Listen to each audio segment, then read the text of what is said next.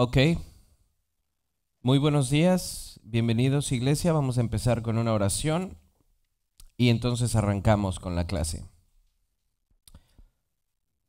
Dios bueno, te damos gracias esta mañana por tu cuidado, tu amor hacia con nosotros, Señor. Te damos gracias por haber llamado nuestro corazón, por haberlo llamado a ti. Señor, te pedimos o te pido que bendigas esta clase y que sea de gran beneficio para nuestro corazón, nuestro intelecto, y podamos seguir aprendiendo acerca de la historia y podamos asombrarnos con los eventos que profetizaron tus escogidos, Señor. Pongo en tus manos el estudio. En el nombre de Jesús oramos. Amén. Ok, prepare su Biblia en el libro de Daniel, por favor. Prepare su Biblia en el libro de Daniel.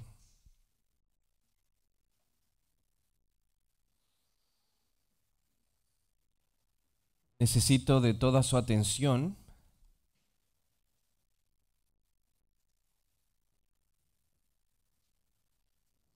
Y también tenga su hojita a la mano.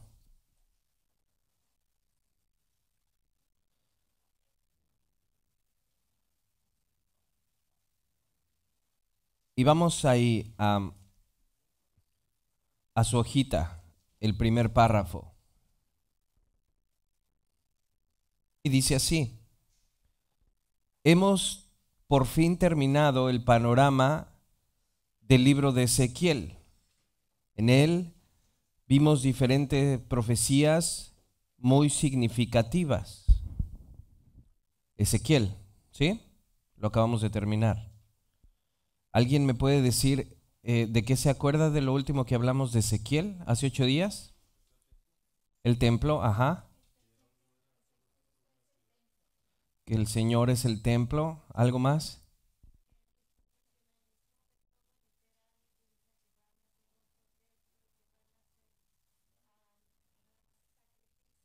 Ajá.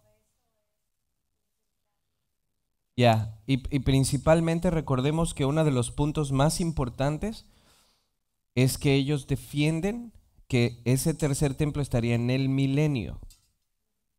¿Sí? Ese es un punto importante. ¿Por qué? Porque si bien por alguna guerra, alguna situación, los judíos pueden reconstruir su templo, no significaría realmente nada. Al contrario, yo les decía que sería una falta de respeto al sacrificio del Señor, por lo que Él hizo por nosotros. Todo está cumplido en ese sentido. Y Él dijo: destruyan este templo. Y el templo era su cuerpo. Él es el templo y nosotros somos piedras vivas de ese templo. Eso es importante. ¿Eso ibas a decir algo, Rebe? Ya. Entonces, respetamos mucho la postura dispensacional, pero por el lenguaje que nos dan los apóstoles en el Nuevo Testamento, podemos entender que el templo era el Señor y todos nosotros, y esa ciudad que vio Ezequiel sería la eternidad, que sería la nueva Jerusalén, esa ciudad que vio Ezequiel, porque creemos que las promesas que les hizo a su pueblo se van a cumplir. Ese pueblo, pero no en este siglo, sino en el siglo venidero, que es ya la eternidad. Por eso decía en Hebreos 11 que Abraham esperaba la ciudad de Dios, no un pedazo de tierra aquí, sino la ciudad de Dios, que lo podemos ver como Dios mismo y el estar con Él, en la renovación de todo lo que será cuando Cristo regrese por segunda ocasión. Ese fue el libro de Ezequiel. Nos tardamos 9 temas en Ezequiel. Muy padre, me gustó mucho. Y ahora sí, hermanos, vamos con uno de los más difíciles, Daniel. Yo voy a necesitar su paciencia conmigo porque a la vez que estoy estudiando voy viendo los diferentes puntos y los traigo a ustedes. Necesito su paciencia conmigo porque no es sencillo abordar Daniel. Vamos entonces a continuar leyendo. Continuando con nuestra introducción, estoy en el primer párrafo. Continuando con nuestra introducción al Antiguo Testamento, los libros que siguen en el canon hebreo son denominados como el libro de los 12. O sea, ahorita, después de Ezequiel, seguiría el libro de los 12. ¿Qué es ese libro de los 12 en el canon hebreo? Es los profetas menores, que son 12. Así se les dice en el canon hebreo, el libro de los 12. Lo tienen como si fuera un solo conjunto, el libro de los 12. No me acuerdo, ya lo vimos y lo vimos al principio, pero no me acuerdo ahorita exactamente. Pero he tomado la decisión de no ir a los 12, sino ir con Daniel. Vean lo que pongo. El libro de los 12, lo que nosotros conocemos como profetas menores. No obstante, he tomado la decisión de pasar a estudiar el libro de Daniel, puesto que sé que traerá mucha claridad a temas de suma importancia en nuestros días. Por eso estamos siguiendo el canon hebreo y seguiría el libro de los 12, pero he tomado la decisión de ir a Daniel. Y específicamente, hermanos, porque Ezequiel y Daniel están bajo más o menos la misma época, Babilonia, etc. Siguiente párrafo. Y de hecho les digo que hoy es solo una introducción. Sin duda, este libro es uno de los más significativos en cuanto a profecía se refiere. ¿Cuál libro? Daniel.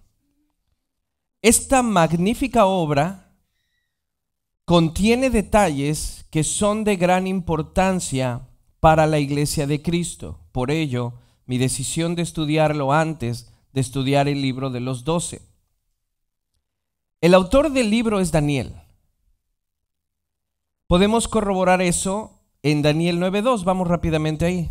Daniel 9:2.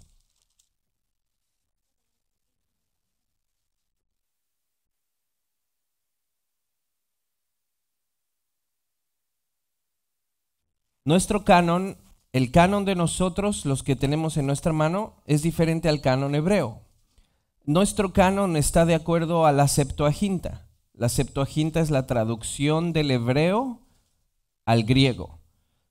Nuestro canon está en base a la Septuaginta. Ok. ¿Quién es el autor? Daniel. Podemos corroborarlo en Daniel 9:2. ¿Qué dice Daniel 9:2? En el año primero de su reinado, yo, Daniel, pude entender en los libros el número de los años que por palabra del Señor, que fue revelada al profeta Jeremías, debían cumplirse las desolaciones de Jerusalén 70 años. Daniel está afirmando que él es, ¿verdad? Y Daniel estaba en ese tiempo donde está ocurriendo esto que está él diciendo. Yo, Daniel, estaba aquí. Y otro similar es en el capítulo 10, verso 2. Si van ahí adelantito al capítulo 10, dice, en aquellos días yo, Daniel, había estado en duelo durante 3 semanas. O sea, está hablando en primera persona. Por lo tanto, podemos ver que Daniel fue el autor de este libro. Recuerden, Ezequiel fue el autor de su libro y de Reyes es el que no supimos bien quién lo escribió, solo que fue un historiador que recopiló todo lo que había sucedido. Sigo leyendo. Incluso nuestro Señor lo afirma en Mateo 24:15. Vamos allá. Mateo 24:15. ¿Qué estamos viendo ahorita? ¿Quién es el autor del libro? Mateo 24:15. El evangelista Mateo nos narra esta situación y aquí nuestro Señor Jesús está hablando y vean lo que dice. Por tanto, dice Jesús, cuando ustedes vean la abominación de la desolación de que se habló por medio del profeta Daniel, colocada en el lugar santo, el que lea entienda. Nuestro Señor Jesús se refiere al profeta Daniel como el escrito de Daniel, ¿sí? Entonces, podemos tener certeza de que fue Daniel el que lo escribió. Obviamente, todo esto es información general. Un cristiano sabemos que fue inspirada por el Espíritu Santo, pero eso no quita ni resta que hombres la escribieron y cada hombre tenía su estilo. Cuando tú lees a Juan es un estilo diferente de Pedro. Cuando tú lees a Pablo es un estilo diferente. Todos con el mismo mensaje, pero tienen su particularidad, su personalidad de cada uno. Entonces, otro punto importante de Daniel, lo voy a seguir leyendo. En cuanto a su fecha, en el ámbito académico hay un gran debate en este tema y ahorita se los voy a explicar.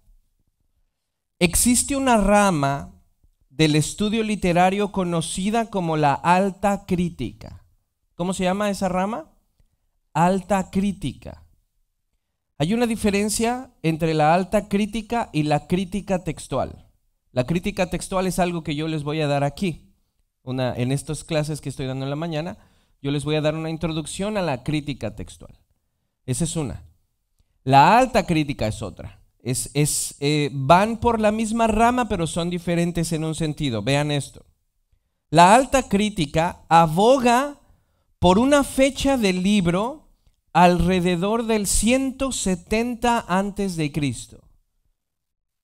¿En qué tiempo vivió Daniel? Si fue cerca de Ezequiel o contemporáneo con Ezequiel. ¿Alguien se acuerda cuándo fue el libro de Daniel de Ezequiel escrito? ¿Alguien se acuerda más o menos? ¿O cuándo fue Ezequiel llevado a Babilonia? Por ahí, 597. Entonces, el libro de Daniel más o menos estuvo redactado en esa época, 580 y algo. Ahí tengo la fecha exacta. Pero si se dan cuenta, ¿qué dice la alta crítica? Que es en el 100, hay un gap de mucho tiempo, muchísimo tiempo. Y estamos hablando de personas que se dedican su vida a estudiar la literatura. Entonces, ¿por qué la diferencia tan grande de casi 400 años? Hay algo que aprender de esto. Mire, una vez más lo vuelvo a decir. En cuanto a su fecha, en el ámbito académico hay un gran debate de este tema. Existe una rama del estudio literario conocida como la alta crítica. La alta crítica, que aboga por una fecha del libro alrededor del 170 antes de Cristo, mientras que la postura tradicional lo fecha alrededor del 539. Si vemos del 539 al 170 son casi 4 siglos. Podemos preguntarnos entonces, ¿por qué razón hay tal debate? ¿Por qué? La alta crítica se puede definir como rama que busca el significado primitivo u original del texto en su contexto histórico original y su sentido literal. El objetivo secundario busca establecer una reconstrucción de la situación histórica del autor y los destinatarios del texto. Ok, ¿qué hacen este tipo de personas? Estudiar el contexto, la cultura, el tiempo, el lenguaje del libro, todo eso. Son personas que dedican su vida a estudiar esto y son muy buenos en lo que hacen. Pero hay un gran problema en la alta crítica. Gran problema. ¿Qué? No creen en lo sobrenatural. La crítica textual es diferente porque la crítica textual te va a traer hechos y otras cosas. Y te va a hablar de los diferentes tipos de traducciones que hay. ¿Por qué son diferentes tipos de traducciones? ¿Cuáles son las diferentes familias de los textos sagrados?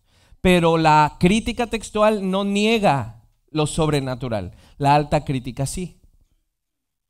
Entonces, para la alta crítica, escuche esto, es imposible que Daniel hubiera podido escribir eventos que estaban años separados de él. Dice, no es posible que un hombre pueda escribir tan exactamente los eventos. ¿Qué dice la alta crítica? Lo tuvo que haber escrito un hombre en el futuro, 170, hablando de la historia, no un profeta viendo el futuro. Eso es el problema de la alta crítica. Sirve mucho, han traído mucho material, pero niegan lo sobrenatural. Entonces para ellos es imposible que Daniel hubiera podido ver el imperio de Babilonia, el imperio de los persas, el imperio de los griegos, el imperio de Roma y ser tan exacto en algunas fechas.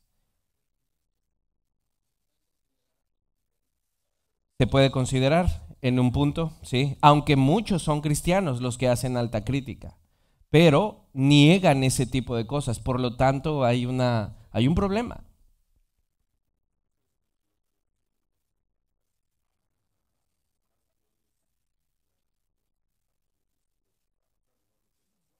También, están las dos.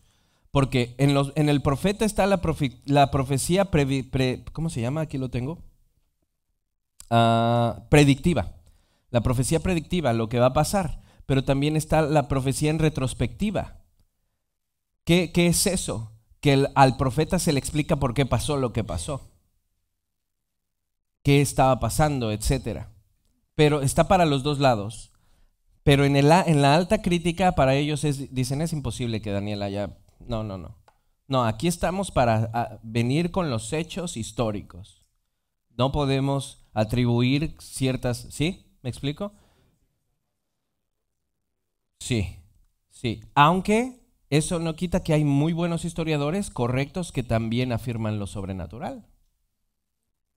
Entonces, sigamos leyendo. El problema de la alta crítica, siguiente párrafo, es que han negado todo tipo de eventos sobrenaturales. Por lo tanto, no creen en la profecía predictiva. El libro de Daniel contiene profecías que son exactas y que abarcan desde el imperio de Babilonia hasta el imperio de Roma. Por lo tanto, para la alta crítica no hay forma que Daniel pudo haber profetizado eventos tan exactos. Entonces, fechan el libro hasta el 170, siendo el autor alguien desconocido.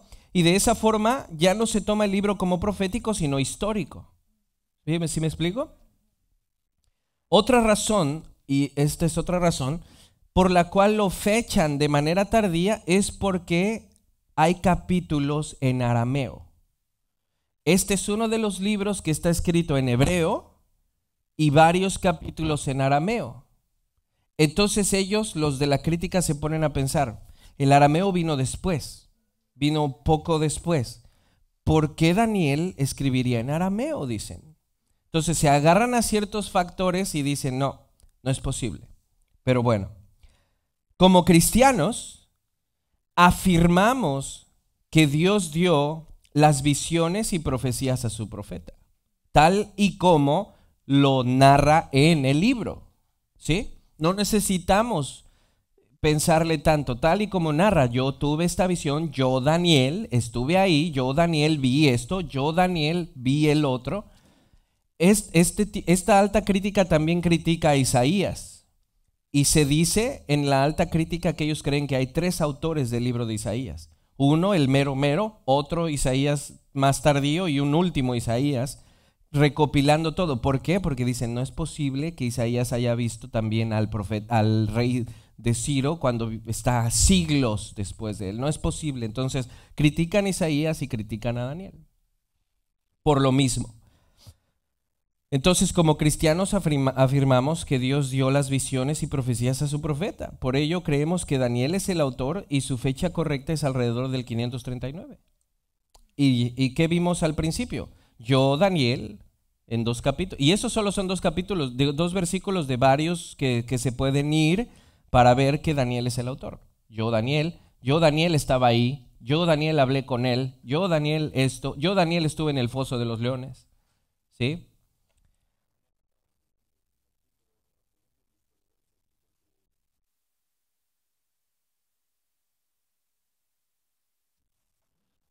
Sí, iban de más a menos.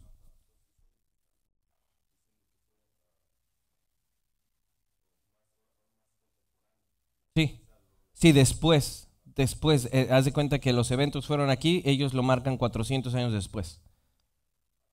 Sí. Y como se nos puede cuatrapear un poquito, como van de regreso los años, pero no, sí, es ellos del 500 y tantos lo fechan hasta el 170.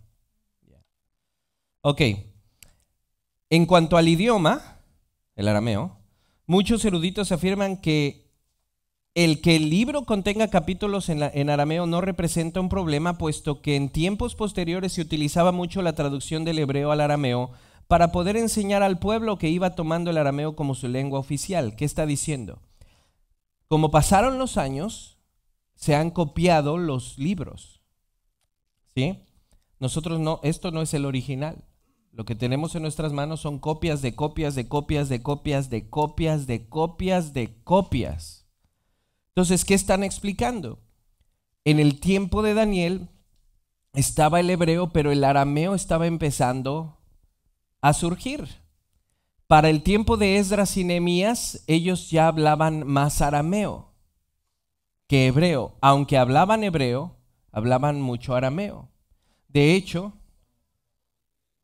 cuando el griego. De hecho, hay algunos escritos importantes de ese tiempo, y no recuerdo ahorita, tengo que volver a de cómo había traducciones completas de la escritura al arameo para poderle explicar a los que ya hablaban arameo. Entonces, ¿qué dicen los eruditos? No tenemos por qué tener ningún problema. Se fueron copiando y dejaron algunos en hebreo y algunos están en arameo. No hay problema por ello. Y en el tiempo de Esdras y Nehemías, como les digo, cuando ellos estaban reconstruyendo el segundo templo, en ese tiempo ya se hablaba más arameo y Esdras y Nehemías tuvieron que trabajar. No sé si se acuerdan que Nehemías dice que una vez los juntó a todos y les estaba explicando la Torá. Bueno, podemos ver que ahí en ese tiempo estaba leyendo probablemente a hebreo y explicando en arameo para que la gente entendiera. Entonces, estos son los por mayores, se dice, de Daniel, o por menores. Los mayores porque pues hay un gap. De Daniel es una introducción nada más. La mayoría, en el último punto de hasta abajo, la mayoría de los eruditos dividen el libro de Daniel en dos secciones. La primera es las narraciones del capítulo 1 al 6. Es un libro pequeño. Las narraciones del 1 al 6, las visiones del 7 al 12. Daniel solo tiene 12 capítulos, pero es un mar de información. Y es algo que nos va a llevar un tiempo, probablemente 10 enseñanzas como las de Ezequiel, no sé, pero requiere mucho de mi estudio para traerles algo concreto y correcto. La posición dispensacional la conozco cómo manejan las 70 semanas de Daniel y todo eso. Estoy estudiando más que nada la postura preterista parcial, y esa es la que vamos a presentar en la iglesia con todo lo que tiene que ver con las pruebas del por qué creemos que creemos lo que les voy a enseñar.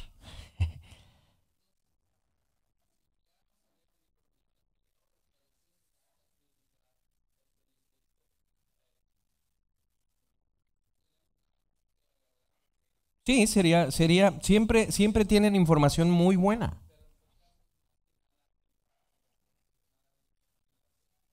Es la forma tradicional, sí, sí, definitivamente. Ya. Sí, y lo creemos porque sabemos que Dios pudo, o más bien dio visiones a sus profetas, a todos. Por ejemplo, Armandito, hablando de lo que preguntabas, a Moisés, que era un profeta también, a él se le dio desde la creación. Él escribió el Génesis y Moisés no estuvo en Génesis. ¿Sí? Es una profecía en perspectiva retrospectiva. Y también está la predictiva, lo que viene después. El Señor no tiene problema. Él dice el final antes del principio. O sea, Él es creador de la historia. No podemos, ni siquiera debemos de creer que nada de esto pasó. Y es que la alta crítica, por ejemplo, una ocasión, no sé si se acuerdan, en el libro de los Reyes, me parece que fue, o en el libro de Samuel, alguno de los dos, no me acuerdo bien, alguien iba cargando el arca del pacto y se iba a resbalar a alguien y se iba a caer y uno la sostuvo y se murió por, bueno, ¿qué dice la alta crítica? Lo más seguro es que se cayó de cabeza o tratando de agarrarla se cayó de cabeza y se murió, pero no por un acto divino, dicen. ¿Por qué? Porque la alta crítica trata de razonar todo en ese sentido, ¿sí? Entonces tratan de verlo siempre así. Sí. Y le quitan lo sobrenatural a la Biblia, lo cual obviamente sabemos que no es así, porque nuestro Dios es un Dios sobrenatural. Entonces, esta es la introducción de Daniel. No vamos a entrar a leer Daniel, solamente quería darles toda esta información y que probablemente en algún momento, maybe, no sé, a lo mejor nunca, escuchan que hay un debate en cuanto a las fechas, etcétera, que el libro está escrito no solo en hebreo, sino que tiene arameo. Nuestro Señor Jesús hablaba arameo. Bueno, como Dios hombre, pues conoce el lenguaje entero, ¿no? Pero no debemos de olvidar que Jesús era un hombre. Era Dios, la segunda persona, pero era un hombre. Anyways, ese no es el punto. Está la introducción, hermanos, les repito, necesito su paciencia. En ocasiones probablemente les voy a decir, hey, espérenme, no he podido terminar para dar este capítulo entero. Denme tiempo, porque es mucho y ya tengo muchísima información, ya tengo mucho de que he estudiado, pero me hacen falta todo lo que tengo en la nube, bajarlo, plasmarlo, acomodarlo y dárselos. Pero va a estar muy bueno. Daniel nos va a conectar con Mateo 24 y con Apocalipsis. Va a estar muy bueno. Y entonces ya en ese tiempo probablemente hagamos una serie de escatología, que creo que hace falta. Bien, esta es la introducción. Vamos a tomar un break y regresamos a nuestra clase de las 11. ¿Sale?